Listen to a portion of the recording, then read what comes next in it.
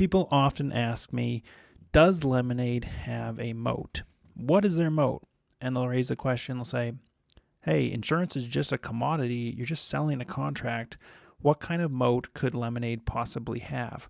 Or they'll say, hey, they're just making this digital AI structure. Sure, anybody can build that. What kind of moat or advantage over time would that have? We'll start with, what is the definition of a moat? I would call a moat is something that protects a company from competitors. It can be technology related, data related, regulatory hurdles related. It can be really anything, and people trying to find numerous different ways that a moat could present itself.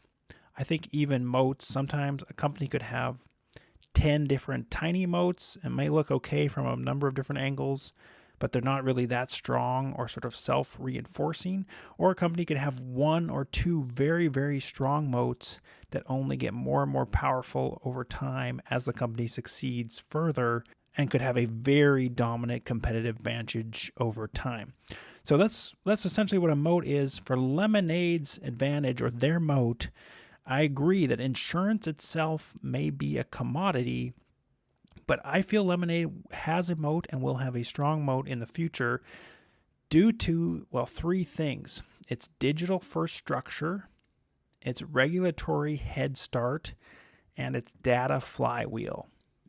So first of all, let's think about the competitors that Lemonade has. There's really two kind of classes or types of competitors that they have in the insurance market. There's legacy insurers. These are big established companies with, I would call them, a lot of internal inefficiencies, more resistance to change. It's hard for them to re-engineer into a digital first model. We'll talk about them a little bit more in a moment. And then the other competitor Lemonade would have are digital first insurtechs. So these are newer startups that are either existing now in the marketplace, or maybe years from now might try and copy what Lemonade is doing and have this digital first approach. But the problem for these guys, especially newcomers that are coming maybe down the road that really want to completely copy what Lemonade is doing, is that they're going to face similar hurdles and years of learning and regulatory hoops they have to jump through that Lemonade has already come or is overcoming right now. So it's going to take them time, and then in the future they will be competing against companies like Lemonade that will be more efficient and have better underwriting. And again, Lemonade's moats then are their tech stack. They built a multi-product AI-powered system from scratch, and I really feel like competitors would be years behind if they tried to replicate it. So even if a new insurtech tried to copy everything exactly what Lemonade's doing, it's going to take a significant chunk of time to do that. And for a legacy insurer that maybe has the resources you think should be able to do that, I think all the internal systems and internal conflicting interests inside of a legacy insurer, that's, maybe thousands of different employees that have nice cushy jobs or are 5 to 10 years away from retirement and don't really want to change, or don't rather not change, or rather not see change. These sort of interests within an organization make it really difficult to see to really radically change a system. And I think legacy insurers will always struggle to make something anything close to what Lemonade is doing. Even the investor base of a legacy company is not going to be keen on seeing really radical change for a legacy insurer, because they're probably very resistant to taking any type of risk. So it's really tough for me to see legacy insurers ever building the kind of tech stack that Lemonade has. And to contrast this, you can see this is from Geico's. This was in 2023. The head of Berkshire Hathaway's Geico, their insurance division, he said that Geico's technology needs a lot more work than I thought it did. The company has more than 600 legacy systems that don't really talk to each other. 600 legacy systems. And he said, we're going to try to compress this to no more than maybe 15, 16 systems. But even there's a huge difference between a system that maybe just talks to each other versus like a real-time system that Lemonade is building. I can pretty much guarantee you as well that these 15, 16 systems that they're going to try and boil it down to now, or 600 legacy systems that they're talking about currently existing, are going to probably quite a few of them are going to be third-party systems that Geico will not have control over. And if there's anything they oversight, any kind of advantage that they didn't glean or change they want to make to those systems and how they integrate or how they could be better over time, it's difficult to do that when they're third-party systems. That's versus Lemonade. It's built everything in-house, can control their own destiny, can completely retweak or rebuild the whole foundation of anything that they need to.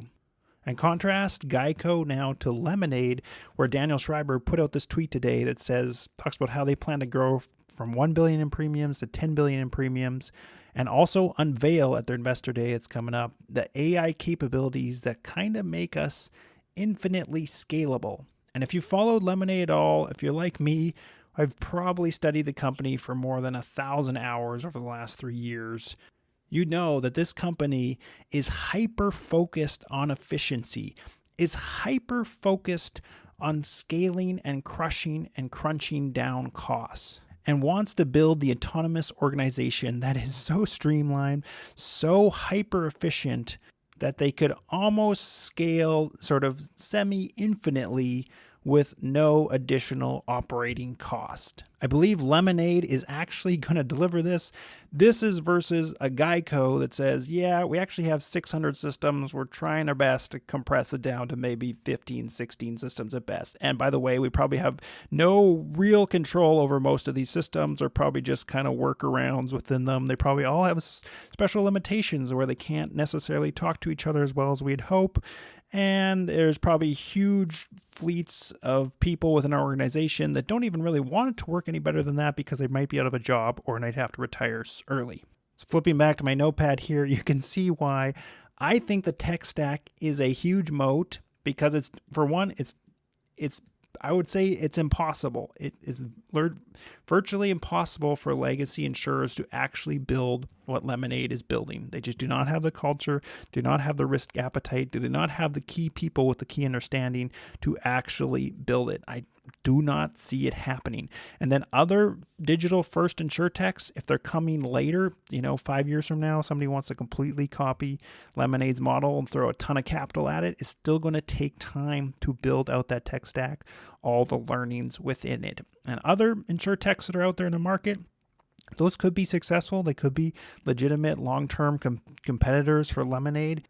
But I don't see any insurtech that's really focused on this sort of autonomous organization that Lemonade is focused on and pushing towards. Nor do I see any insurtechs in the whole world or the whole market that have the kind of global ambition that Lemonade has and is really trying to build things for that. So that's just the first part of Lemonade's moat, the tech stack. Okay, the next part of their moat might be surprising to you, but regulations are going to be a moat for Lemonade. You see, complying with complex insurance regulations takes time and money. Lemonade is building this advantage now, which will be hard for new competitors to match later. So this isn't really an advantage over legacy insurers, because of course legacy insurance actually have this advantage over Lemonade. The fact that, hey, they've already complying to regulators, they understand the whole regulatory structure, they understand all the complexities and ins and outs of it. So it's actually a moat or an advantage of existing legacy insurers. But say Lemonade can overcome this hurdle that they have right now against legacy insurers, which I believe they are. They say they overcome that hurdle, they become a profitable company, and then they start growing. Well, now it's no longer an advantage for legacy insurers that's over top of them. It's no longer a disadvantage they have. Now they're on an equal playing field. But then the thing what happens is, say 5 years from now, 10 years from now, Lemonade's enjoying a ton of success. Someone with a whole bunch of capital says, yes, let's make a duplication of Lemonade that's going to compete directly with it, try and copy everything they did from day one. Well, they're going to have the problem then in the future that they now have to have that go through all the same regulatory hurdles, regulatory hoops, comply the same ways in every jurisdiction to that, learn all the ins and outs of that. It takes time, it takes resources, it caps how quickly you can grow. So it becomes a protection for Lemonade over time, especially against new startups that would want to completely copy what they're doing. And of course, Lemonade at that time would have the advantage as well that they are now in the marketplace doing really, really well in the marketplace with strong underwriting in the marketplace. So any competitor that's coming against them now has to compete with them versus Lemonade in the shoes that they're in right now, where they're competing with legacy insurers really as their main competitors that are out there. It's similar to, say, Tesla building the first electric cars, where there was no other electric car makers in the market, so they didn't have to compete with anyone. So even if their electric cars were worse than electric cars are today, they were still the very best that was out there, and it was still could enjoy that success and grow with that success. But now, if you're an electric car startup maker right now you're competing against a giant like Tesla, and it's a massive moat and massive head start that they have. And then putting all this together, I'm calling the third set part of Lemonade's moat is the data flywheel. So every new customer generates data, which improves underwriting, pricing, marketing efficiency over time, creating a compounding advantage. So this just puts everything together and says, hey, as Lemonade starts to have some success and they start to understand their customers better and who's a profitable customer and not profitable, and who's going to cross-sell higher and who's going to cancel and who's going to have claims, et cetera, et cetera, et cetera.